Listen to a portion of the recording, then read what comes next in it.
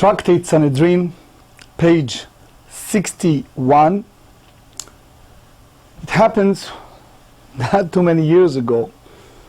It was the time that in the Yerushalayim, the capital of Israel, in Jerusalem, it was a Muslims that I assume many of you, maybe all of you know, they are trusting the kashrut, the Jewish manner of slaughtering. You go to Coney Island Avenue in Brooklyn, you go elsewhere, you see a lot of Muslims, especially religious one, trusted the kashrut, the where we slaughter animals, and they eat by our kashrut standards.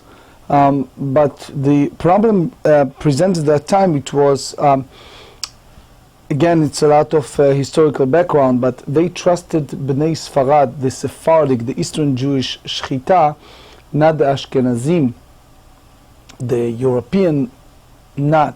So the story brought to the Pri Hadash. Pri Hadash was originally Italian rabbi.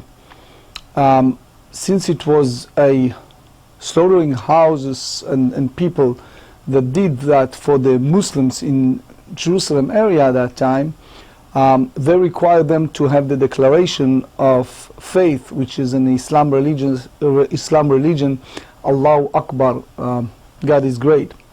So they asked if that is any form of violation, is any form of idol worshipping or things like that.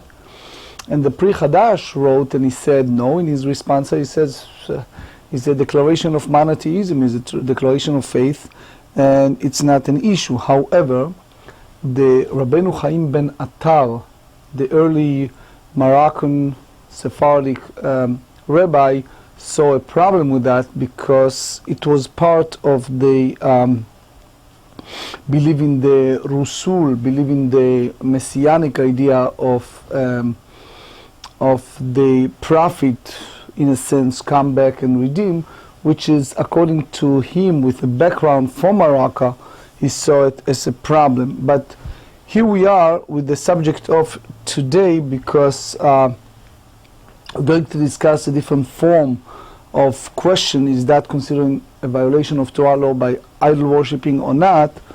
I think another good example is the Rashba, Rabbeinu Shimon ben Aderet. He was asked a very similar question.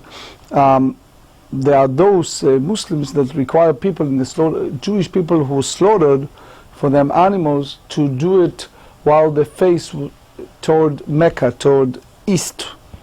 And again, the question is that problematic? So he brought the Gemara in Chulin that said that as long as there is no intent, there is the intention, the kavanah is not there, it's not an issue. But as we soon see, it's a lot of discussion over indirect idol worshipping. As we learned in the past several days, we don't have just the concept of Ten Commandments and Jewish law, believing in monotheism, believing in one God, but also we learn the Noahide law, the 7 universal general that applies to everyone, Jews and non-Jews, which is the 7 Noah universal laws.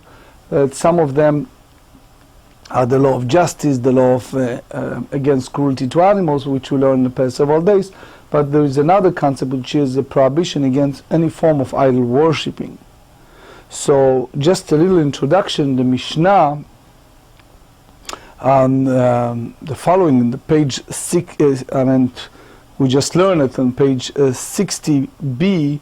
We learn that one of the 18 items that one deserves skila meaning one of the severest form of execution, which is stoning. That's one who's idol worshipping, and that's based on the Mishnah we learned earlier on page 53. Now we have over there, as Rashi brought a list, and it's called kedarka, in a typical manner of idol worshipping, and Rashi elaborates and he tells us, Rashi is the commentator of the 11th century in France. It's the idea of, it doesn't matter what type of idol worshipping, if it's a typical way, or even derech bizayon, which is in ancient time they used to throw stones, they used to do release on that, do all kind of denigration form of idol worship. As long as is in the framework of idol worshipping, we follow the text. The Torah tells us, "V'hotzetem et ha'isha hu o et ha'isha hi," you should basically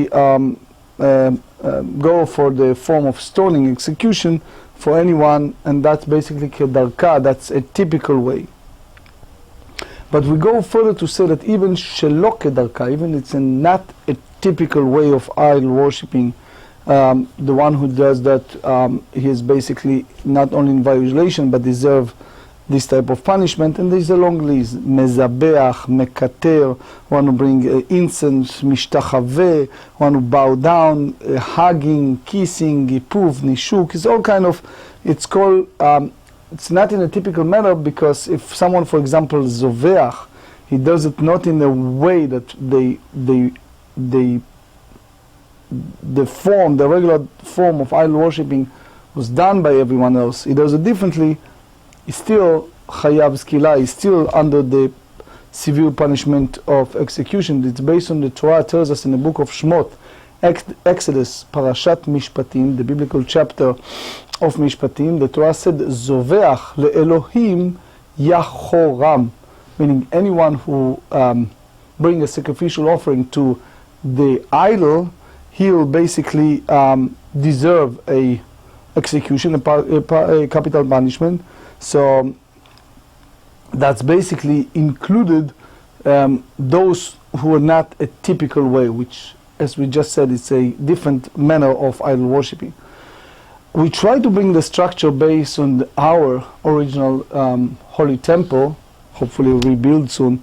In the holy temple we have a manner of shochet, zorek, slaughtering, sprinkling, menasech, libation, maktir chalavim, bringing a certain part of the animals.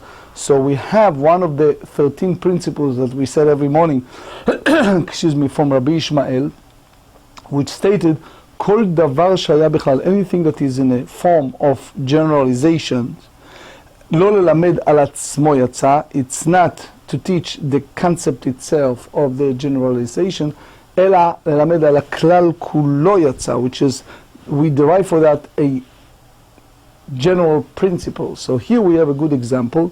Any place that we have avodat pnim, which is internal work that was done in Beit HaMikdash, that was done shelo kedarka, which means if someone does something that in a way reflected the way that we worship the Almighty, and in the form of avodah zarah, in the form of idol worshipping, so he deserves kila. But since mishtachave, the one who bowed down, it wasn't part of avodat Beit HaMikdash, it wasn't part of service in the Holy Temple in Yerushalayim. Why is that? It's because, yes, we have the Yom Kippurim, that the high priest and people bow down, etc., but that wasn't part of the service, in a sense of the structure, the decorum, the ritual. And we derive from the book of Shmot, chapter 34, they said, Kilot tishtachave le'el acher. We are clearly, lucidly instructed in the book of Exodus, chapter 34, that we are not allowed to idol worshipping any other God. So here we are. We start on page 60b, 4 lines from the bottom of the page. Amar le Rava bar Rav Chanan le'Abaye, Eima יצאה השתחוואה ללמד על הכלל כולו. So here he told him, you have this concept of bow down. So that's basically a single out. The purpose is to teach us in regard to the entire category, that any honorable form of worship by any means, when performed for the sake of specific idol worship, carries the death penalty, not only sacrificial rites performed in the temple. So if that's the case, why we have this word of one who zoveach lelohim yochoram, the one who sacrificed for the sake of the idol worshipping. So why we need to have it in the text in the Torah? So they said legufei, to teach to one who slaughter for itself, which means the mechashvin me'avoda la'avoda, that one can have intention from one sacrificial rite to another sacrificial rite. So what you see here, when one takes an animal and he slaughters it with have the notion of idol worshipping, is receive the execution, the death punishment, even if the intention of the one who committed that sin is pretend not to the slaughter itself, but another part of the sacrificial process.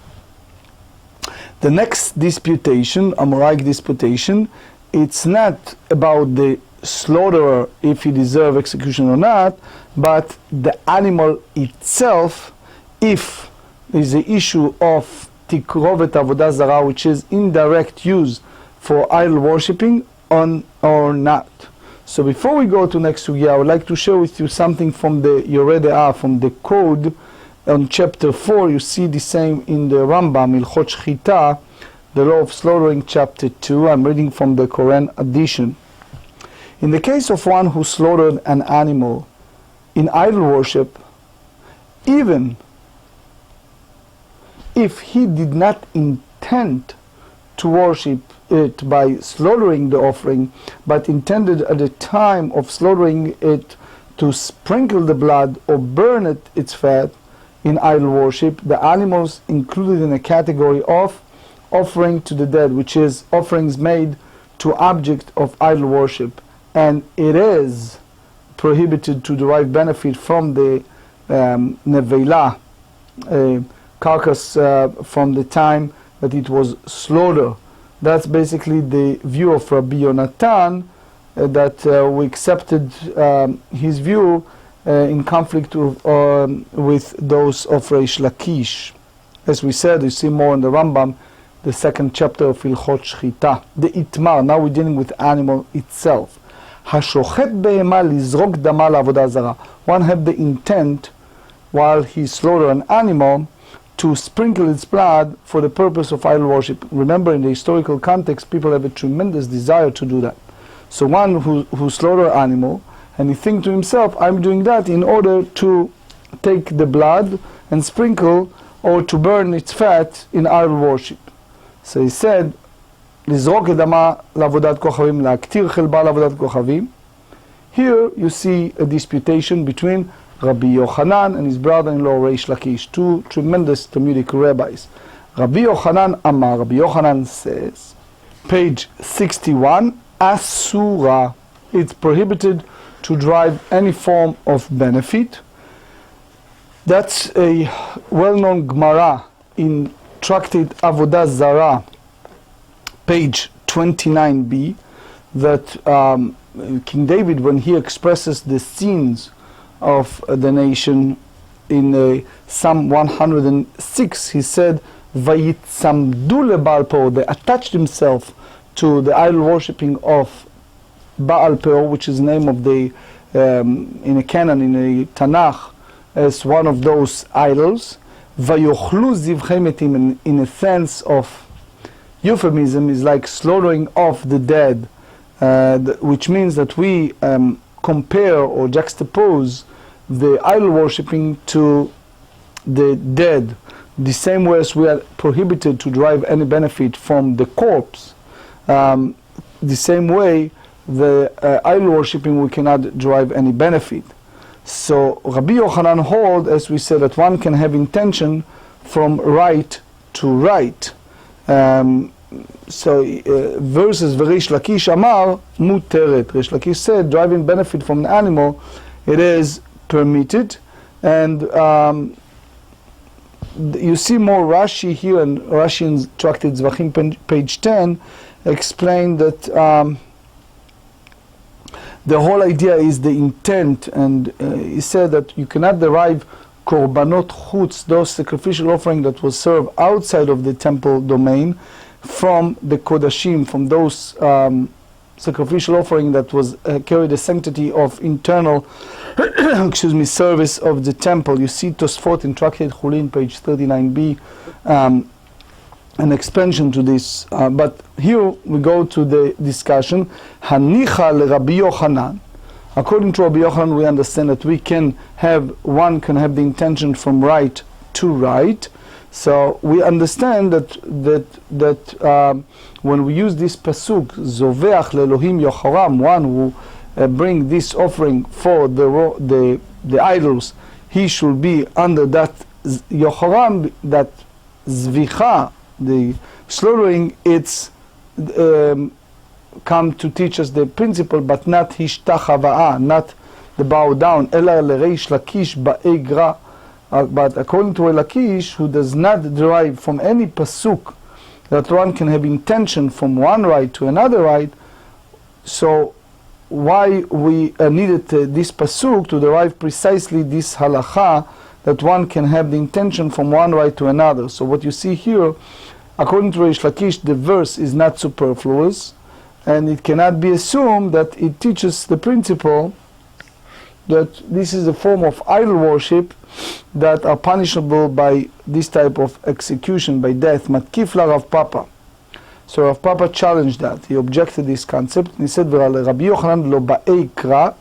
So you mean to say that by Rabbi Yochanan, that he doesn't need the verse, the pasuk, to teach us when it's come to the thought, the intention from one right to another, from avodah le'avodah. Ad kan lo ka'asar Rabbi Yochanan ela behema. Rabbi Yochanan did not prohibited only deriving benefit from form of animal.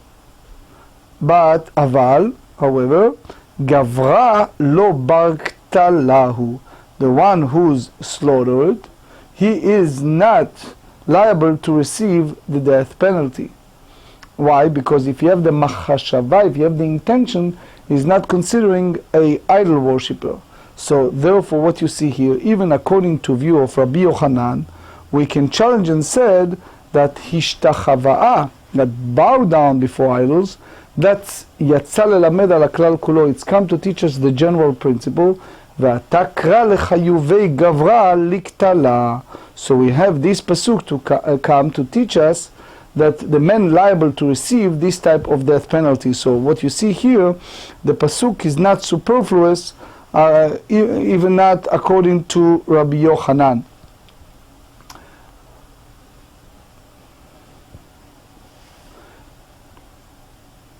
So ואתה קרא לחיוב וגברה לקטלה. So just an important note I want to add the Beit HaLevi.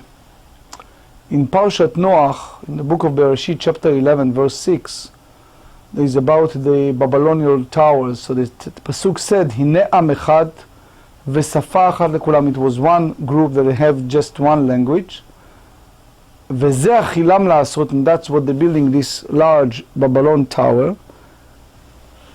Ve'ata lo yibatzer lahem kol asher azmu la'asot. Now they can do all these things that they're planning to have a highest tower in kind of our language. It sounds funny, but it's like competing with God. So the Beit HaLevi, one of the most honorable rabbi in the past generation, he challenged that, and he said, what does that mean, v'zeh achilam la'asot? So he tried to bring the Gemara with Tractate Sanhedrin, page 109, that said that the whole concept of people that build the Babylonian tower, Rabbi Natan said over there, it was an intent to idol worshipping. So that's a violation of V'shem Elohim acherim lo tazkiru. You should not mention any form of other God. So they're basically building that huge tower in order to idol worshipping. But here we see in our Gemara, in Tractate Sanhedrin, page 61, that one who's instigated, and he said, Masit, and he said, I'm going and idol worshipping. So we said, someone who slaughter animal al menat lizrok dama l'avodah zarah, in order to have the intention to sprinkle the blood for idol worshipping. So according to Reish Lakish, it's the animal is okay, it's muteret. Why? He holds that it's not tikrovet לעבודה זרה, it's not the indirect form of idol worship, because he said the intent, לא נתכוון לשחיטה עצמה, he doesn't intend for the form of slaughtering itself. So here, Reish Lakish said that the one who slaughtered deserved the execution, because he said the same way as mideh dehava mishtachave lehar. So Tosfot in Chulin, page 39, try to basically juxtapose the two concepts, and the bottom line here, that's the Beit HaLevi. He explained, and just give you the abbreviation, v'zeh hachilam la'asot v'ata lo yibatzer, that they set up their mind to do such a thing, and therefore the building, the structure of that building was in the purpose of idol worshipping. So it means that it's already made up in their mind and it's not going to change. So therefore, that's the reason why in our language God descended and spread them. So as a result, this story was over right there. I gave them different language, it's a different version what exactly happened in there. But the bottom line, the story was over. מתקיב לרב אחא ברד רב איקרא ולריש לקיש מבאי קרא. Why we need the זובח לאלוקים according to ריש לקיש? עד כאן לא קש על ריש לקיש אלא בהמה. The only idea of ריש לקיש permitted was the animal, the driving benefit from the animal. אבל גברא, the one who slaughtered, בר קטלהו, the man who slaughtered is liable to receive this severe death penalty. מידי דהבה משתחווה להר דהר מותר ועובדה בסייף. The same as we said that someone who worship a mountain, so we said that the worship is liable to be executed by the sword. So what you see here, that the pasuk that stated that one who slaughtered an offering in idol worship is liable to be executed is superfluous when it's come to the intention from one right to another. אמר לרב אחא מדיפתי לרבינה, למאי דקאמר לרב חנן לרביי, אימה יצאה השתחוואה ללמד על הכלל כולו.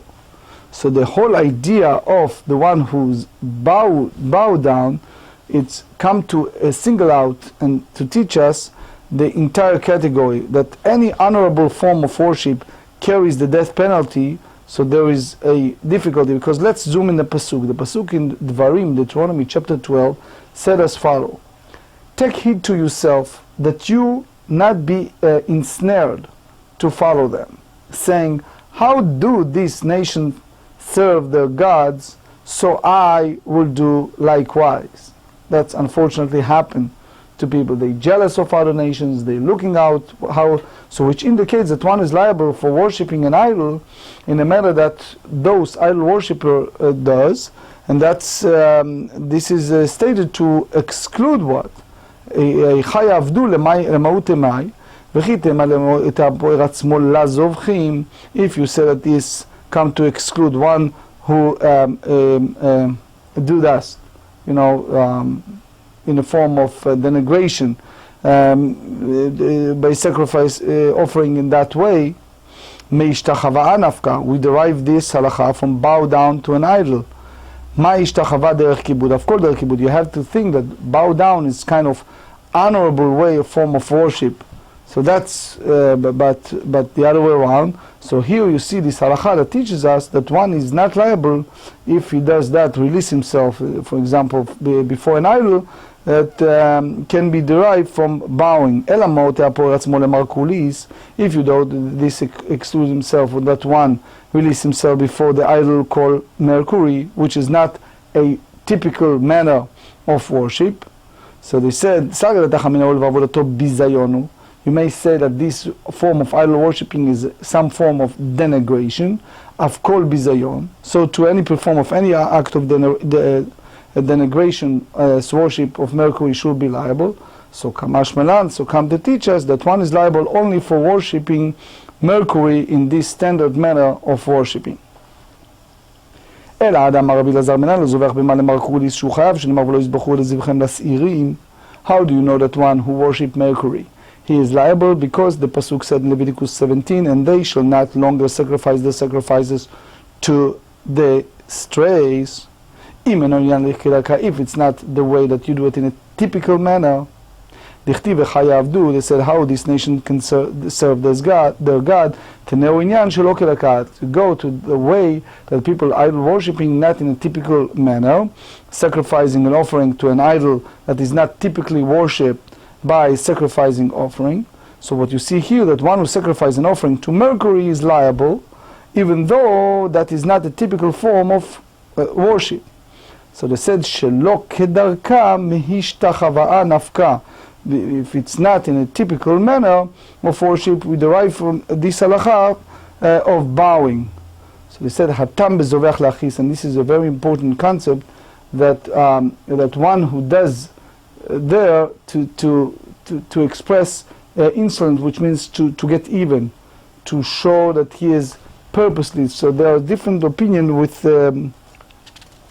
that meaning of one who does that on some say that is they did not intend to worship Mercury, but only to express insolence toward God by transgressing the prohibition against idol worship.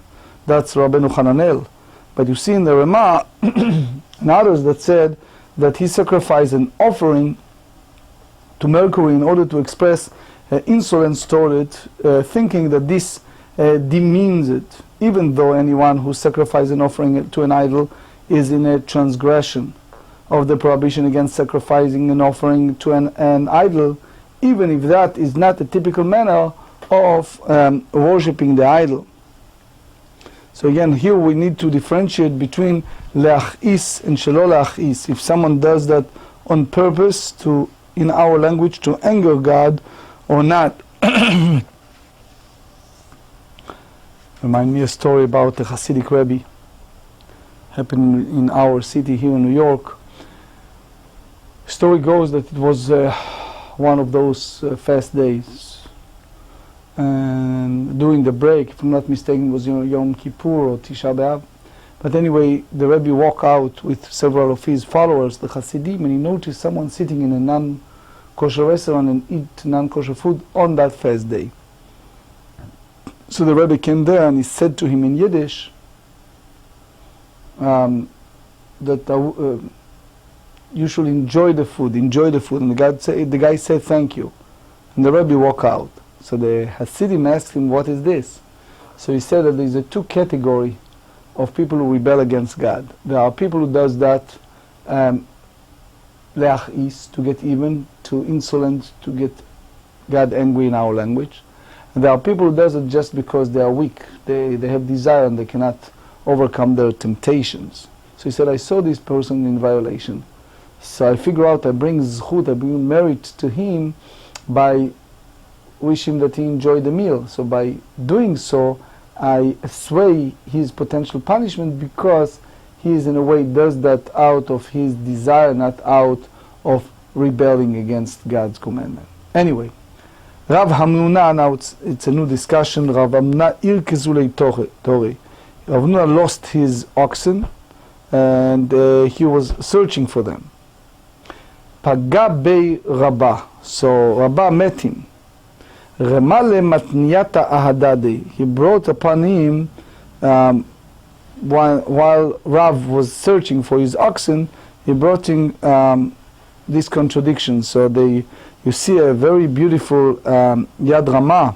It's one of the commentaries. He said that they show us how much he was a role model of someone who was scrupulous in mitzvot and loved Torah and Torah life, that even that he was so overwhelmed of searching for his estate, which is the oxen that disappear, he stopped his search in order to respond to Rava, to his question. You can derive a lot of learning from this proper manner of behavior. You see Tosfot in Tractate Sanhedrin, page 15. Anyway, so Tnan, this is the contradiction in the Mishnayot. Ha'oved avodat kochavim, one who is idol worshipping, so he deserved to receive skila, stoning. So he said, oved in, omer lo. Here we have to differentiate between someone who is idol worshipping versus someone who just expresses in word who says, I will worship an idol, but we learn in different braita, ha'omer e'evod elech ve'avod nelech ve'na'avod. If one who said, let's go and worship idol, is liable, just as one who's actually worship an idol is liable. So what you see here, one is liable for merely stating his intention to engage in idol worship. Amar lei be'omer eini mekabel alai ela ba'avodah. Said, I only accept upon me in myself through worship. So you see, this is liable only when he's actually worshipped. Rav Yosef Amar Tanai shakalt me'alma. Have you removed the Tanaim from the world? It is a dispute between Tanaim as it is taught in a Braita. So the Tanya Omer bo ve'yivduni Rabbi Meir mechayv Rabbi Yehuda poter. Someone who says, I'm God, come and worship me. Rabbi Meir deem him liable. For basically he is instigated people to idol worship. Rabbi Yehuda said no. So they said, Heicha defalchu kulam arupligi. If you see that people are really listen, stupid, and they just follow him, his idea. So everyone, they all agree that he's liable, because the Torah said in the Ten Commandments, the book of Shemot, Exodus chapter 20, verse 4, Dichtiv lo ta'aseh lecha pesel. You cannot make yourself a graven image, which is interpreted to include a case where one establishes himself as a god. You see it in the Sefer HaChinuch and other commentators. So, ki plige bedibura be'alma. Here the disputation is just as a matter of general expression. Rabbi Meir savar dibura miltai, Rabbi Yehuda savar dibura lav miltahi. So the difference is, Rabbi Meir hold that the speech is significant, versus Rabbi Yehuda said no. So you see here a clear contradiction between the Mishnayot, that we have a different Tana. So Adar Amar Rav Yosef lav miltai da amri. Dafilu Rabbi Yehuda bedibura nami mechayev. Even according to Rabbi Yehuda, one is the speech is also liable. The Tanya, Rabbi Yehuda omer leolam eno chayav ad sheyomar evod elech ve'evod nelech ve'lavod. B'may kaflif lege b'mesit le'atzmo. The disputation is they disagree with regard to a case on one who incite others to worship him. Ve'amri le'ein kamiflige. That's the disputation between Rabbi Meir and Rabbi Yehuda, if it's considering as a regular who is incites, instigated.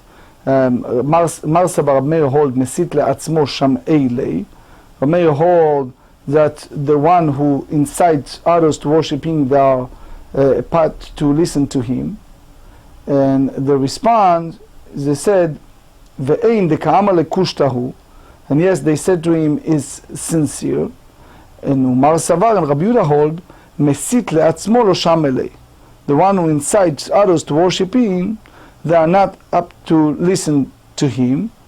Why? Because Meimar Amrei, because people who said to themselves, and before we continue, I want to mention that the Rambam in Ilchot Avodah Zarah, chapter 5, said, one who incites others to worship him as a god, and they worship him, he is executed by stoning.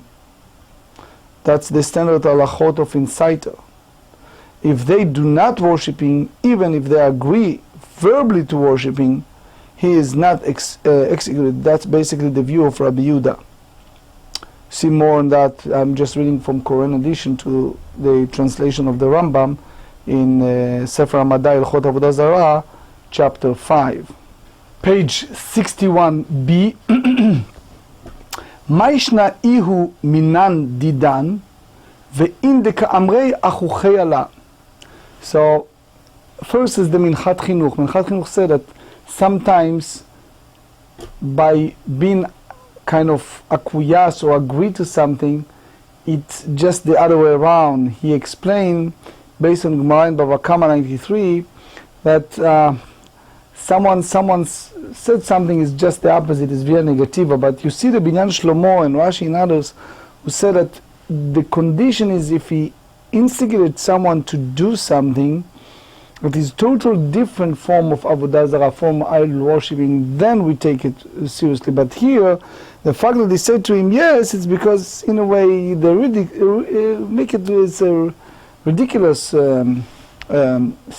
Umatnitin kan biyachida nisat. So here, the contradiction between the two Mishnayot, we can reconcile it by saying kan berabim, kan beyachid anisach, kan berabim anisatim. Over there, here in the Mishnah said that vod is chayav. If I walk, I'll be liable. So that's applied to individual who was incited. But the other one, it talk about incited multiple of people. Kan beyachid, kan be'anisat, kan berabim anisatim. So Gemara said, Yachid, one individual accept upon himself to idol worshipping, lo mimlach. So usually he's not changing his mind. Veta'ei batrei. So he followed this idea of the one who instigated him. Rashi said that he just followed him, and therefore he typically is not about to change his mind and does not go astray after idol worship. So we agree to the suggestion to worship an idol. He was fully accepted the idol upon himself as a god, and therefore is liable. When it's come to many, they're thinking a lot, they change their mind, and as a result they not go astray after idol worship. Amar Rav Yosef ben Aminala. Now how do you know it?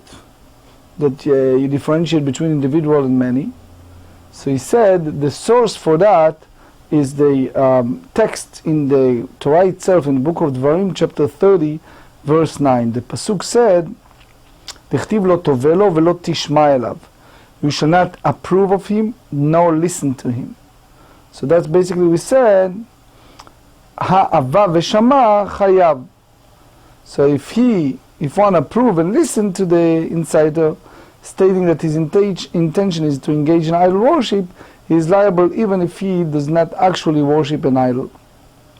הייתי ואביי, מי שנה בניסת רבים לניסת יחיד? ואתה כי יסידך אחיך בנמך, אחד יחיד ניסת ואחד רבים הניסתים, והוציא הכתוב יחיד מכלל רבים ורבים לכלל יחיד. יחיד מכלל רבים להחמיר על גופו ולהקל על ממונו, רבים מכלל יחיד להקל על גופם ולהחמיר על ממונם. So the Gemara said that here it's because again we have to differentiate between individual and many. There is a Minchat Chinuch here elaborates how you differentiate between individual and many. But anyway, the city and the property of its residents are burned. So that basically applies to the money. That's